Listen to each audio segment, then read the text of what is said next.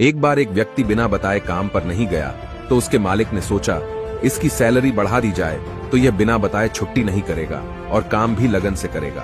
और फिर उसे बिना बताए उसकी सैलरी बढ़ा दी गई। अगली बार जब उसे सैलरी ज्यादा मिली तो वह कुछ नहीं बोला और उसने चुपचाप वो पैसे रख लिए और कुछ महीने बाद उसने फिर से बिना बताए छुट्टी मार ली। मालिक को बहुत गुस्सा आया और वो सोचने लगा इसकी सैलरी बढ़ाने का क्या फायदा हुआ, ये तो सुधरने वाला ही नहीं।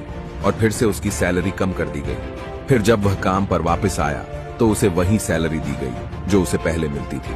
वह व्यक्ति चुपचाप रहा और इस बार भी कुछ नहीं बोला। मालिक को बड़ा आश्चर्य हुआ और उसने पूछा कि जब मैंने तुम्हारी एब्सेंट के बाद तुम्हारी सैलरी बढ़ा कर दी तब तुम कुछ नहीं बोले और आज मैंने तुम्हारे फिर से छुट्टी लेने पर तुम्हारी सैलरी कम करके दी, फिर भी तुम शांत हो, इसकी क्या वजह है? उस व्यक्ति ने जवाब दिया, जब मैंने पहले छुट्टी करी थी तब मेरे घर एक बच्चा पैदा हुआ था और आपने मेरी सैलरी बढ़ा कर दी तो मैं समझा कि अपर वाले ने बच्चे की बेहतर परवरिश का हिस्सा भेज दिया है।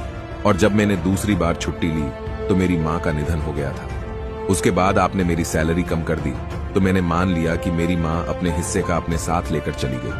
अब मैं उस पैसे की भला चिंता क्यों करूं जिसका हिसाब भगवान ने खुद कर रखा है।